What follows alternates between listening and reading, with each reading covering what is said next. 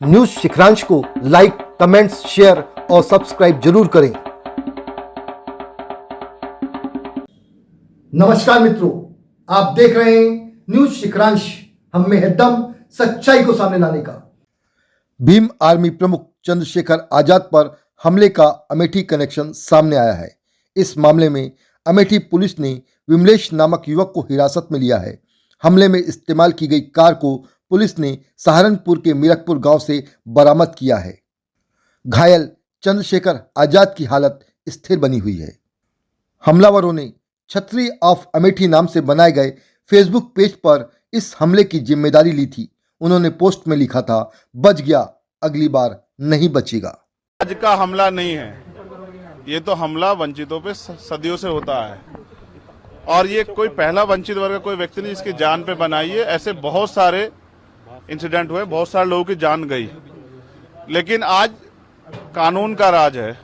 जब मेरे जैसे व्यक्ति के साथ ये हो रहा है तो आम वंचित वर्ग के व्यक्ति के साथ क्या होता है, उत्तर प्रदेश में क्या लॉ एंड ऑर्डर है, इसको हमें समझना चाहिए। और अब तक क्या कार्रवाई, ये 24 घंटे ज्यादा आपके सामने है। मैं तो मौत और जिंदगी के बीच लड़ रहा था, लेकिन अपराधी अभी भी खुलेआम घूम रहे हैं। ये बिना सत्ता के संरक्षण के नहीं हो सकता है। क्या इंटेलिजेंस है पुलिस की, क्या उनके पास इंफॉर्मेशन है, सूत्र उनके बहुत बड़े बड़े हो जाते हैं। अब तक क्यों आरोपी गिरफ्तार नहीं हुए? गाड़ी भी बरामद इसलिए हुई क्योंकि गांव वालों ने बता दिया कि मीरकपुर में कोई गाड़ी खड़ी करके गया है।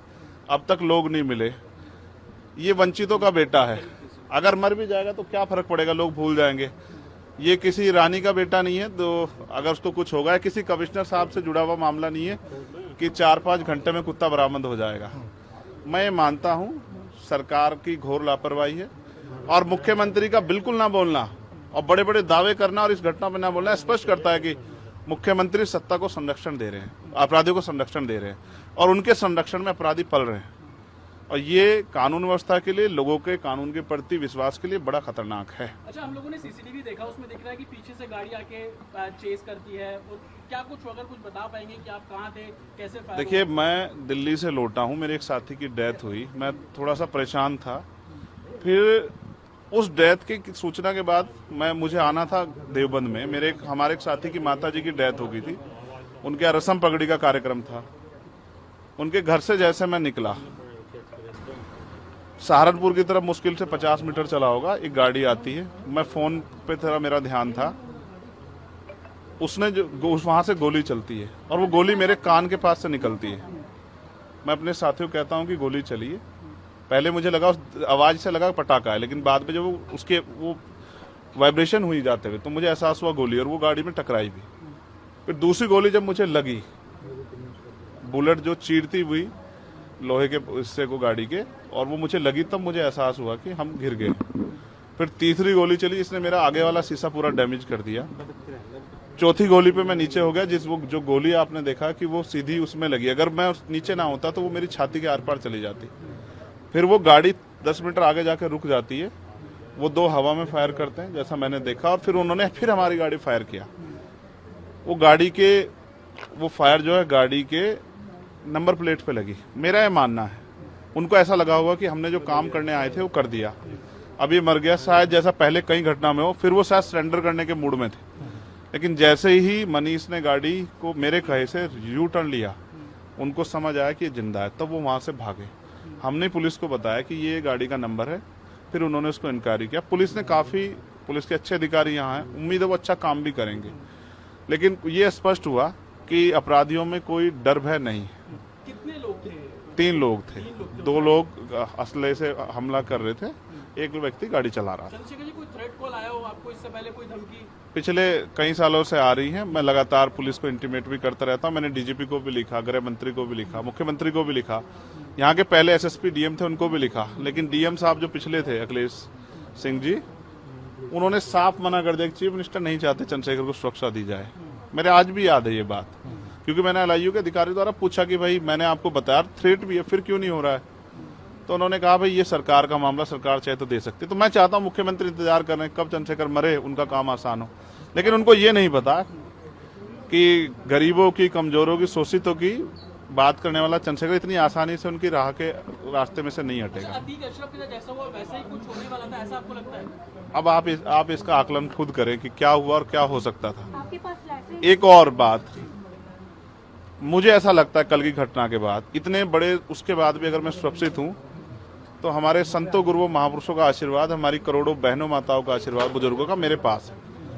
और मैं जो जिम्मेदारी मैं लेके मैदान में आया हूं, बाबा साहब अम्बेडकर, माननीय काशीराम साहब, सदगुरु रविदास जी का जो बेगमपुरा राज का सपना है, मानवता के राज का सपना है, संविधान को लागू कराने का है, इन वर्गों को अधिकार देने का है, जब तक वो पूरा नहीं होगा मैं कहीं जाने वाला भी नहीं। एक आखिरी अब सवाल, गाड़ी 3 तारीख को को मीरपुर में छोड़कर वो अपराधी भाग जाते हैं, तो उसको कुछ और बता रहे हैं, कुछ को कहानी कुछ और नया मोड़ देने की कोशिश हो सकता है वो चाहते थे जो गुजरों और दलित समाज में एकता बनी है वो एकता टूट जाए, ये होगा ही नहीं कभी। ठीक है, ये नहीं हो सकता है। 3 तारीख को महापंचायत आप लोग कर रहे हैं अपनी मांगों को लेकर। हमारी लीडरशिप ने ये निर्णय लिया है कि जब 24 घंटे में गिरफ्तारी नहीं हुई तो हमें अपने लोगों को भी जवाब देना है, तो इसलिए शायद उन्होंने 3 तारीख का समय रखा है, मैं उसका हिस्सा बनूंगा। अमेठी के अंदर एक फेसबुक वायरल हुई है पोस्ट जिसमें आपको मारने की वो की गई अमेठी है, क्या क्षेत्रीय महासभा कई है उसके अलावा? ठीक है, देखिए लोकतंत्र है, उनके अधिकार है, मारे या छोड़े। मैंने कहा ना, मैं पहला थोड़ा ही हूं जो मारा जा रहा हूं या जिसको मारने का प्रयास किया, मुझसे पहले बहुत मरे हैं, लेकिन उनको कोई जान नहीं रहा था।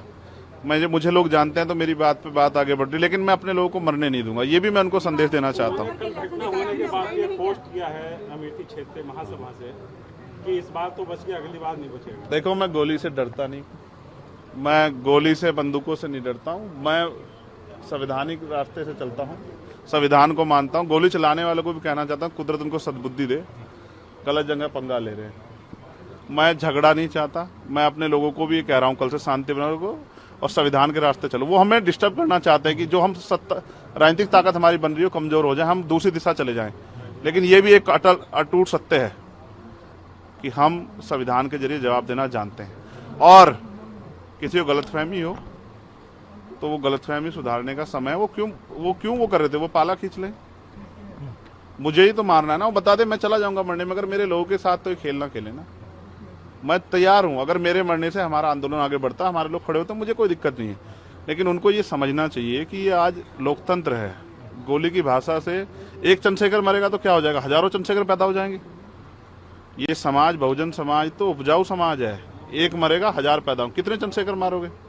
और मारो गोलियों में, सत्ता का संरक्षण आपको है, मुख्यमंत्री आपका अपना है, खूब चंद्रशेखर को मारो, हर जिले से चंद्रशेखर पैदा होंगे। पहली घटना आपके लेकिन बाबा साहब अम्बेडकर और माननीय काशीराम साहब को सपना पूरा करे बगैर संविधान को लागू करवाए हम लोग जाएंगे नहीं। चंद्रशेखर भाई, पहली घटना आपके साथ मुजफ्फरनगर में हुई, दूसरी अब देवबंद में हुई, क्या लगता है कि आसपास का क्षेत्र, उससे पहले बुलंदशहर में? अगर पहली घटना पे ठोस कार्रवाई हो जाती तो अपराधियों के हौसले कमजोर होते, लेकिन मैंने कहा ना कि एक रानी का नहीं, प्राइमरी स्कूल के हेडमास्टर का बेटा है, एक गरीब माँ का बेटा है, तो मर जाए क्या फर्क पड़ा, किसी को क्या फर्क पड़ता है? उनका रास्ते कांटा आसान से निकल रहा है, तो इसलिए उनको लगा कोई वो नहीं, लेकिन जनता समझ रही है।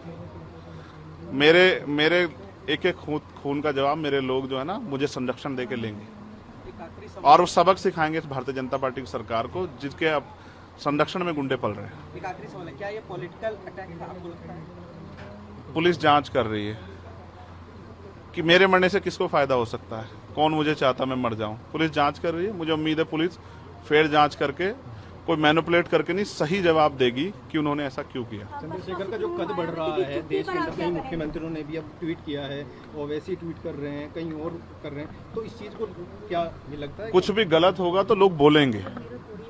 अगर कल मेरी जान ही चली जाती तो लोग फिर भी तो उनको पीड़ा होती, उनको अपना भी देखना है, कल उनके साथ भी हो सकती है। ये लाइन ही, विचारधारा ही गलत है कि गोली से वो करो, और ये बीजेपी की भाषा है, गोली मारो सालों को, ये वो उपजाऊ हो रही है। देखिए, बहन जी से मेरी कोई नाराजगी नहीं है, मैंने उनको हमेशा बड़ा माना, वो मुझे छोटा नहीं मानती अपने परिवार का। उनको ये घटना छोटी लगी, शायद अगर मैं मर भी जाता शायद उनको इस पे कोई शायद बुरा नहीं लगता, मुझे उनसे कोई दुख नहीं है। मेरे लोग मेरे साथ हैं, ये बहुत, और वो समझ रहे हैं कि जो उनके लिए मरने को तैयार है, जो जान पे जिसकी बनाई है, वो हमारा अपना है। मेरे लोग मेरे साथ खड़े होंगे, मैं इस लड़ाई को लड़ता रहूंगा। लगभग सभी दलों के लोग आपसे मिलने आए हैं, कैसा कुछ देखते हैं, क्या कहेंगे? नहीं, मैं उनका धन्यवाद करता हूँ, नहीं मैं कह रहा हूँ बस सबका धन्यवाद करता हूँ, मगर ये है मैं ये प्रयास करूंगा कि भविष्य में ऐसा किसी के साथ ना हो, इसलिए लॉ एंड ऑर्डर के कानून व्यवस्था अच्छी होनी चाहिए, मुख्यमंत्री उस पर ध्यान देना चाहिए। बात चंद्रशेखर की नहीं है, बात इस प्रदेश में हो रही हजारों बहनों के साथ जो असमतें लूट रही है हर महीने, रेप हत्याएं हो रही हैं, लोगों की जान जा रही है, ये सब उन पे वो करता है। तो वो मुख्यमंत्री पद पे बैठे हैं, अगर वो इसको संभाल नहीं पा रहे हैं तो क्या फायदा, फिर उनको इस्तीफा दे देना चाहिए। फिलहाल आप ठीक है, डिस्चार्ज किया जा रहा है? हाँ ठीक हूँ, आपके बस कार्यकर्ताओं ने आज जो है जगह जगह ज्ञापन दिया है, सहारनपुर में दिया, अगली रणनीति क्या रहेगी? नहीं, कोई रणनीति नहीं है, पार्टी के सीनियर लीडर जो तय करेंगे हम लोग उस पर काम करेंगे। और दूसरा, मेरे पीठ में जहाँ गोली लगी है वहाँ ड्रेसिंग जारी है, पहले से आराम है, बस एक जलन और वो घाव है, जख्म वो तो है ही।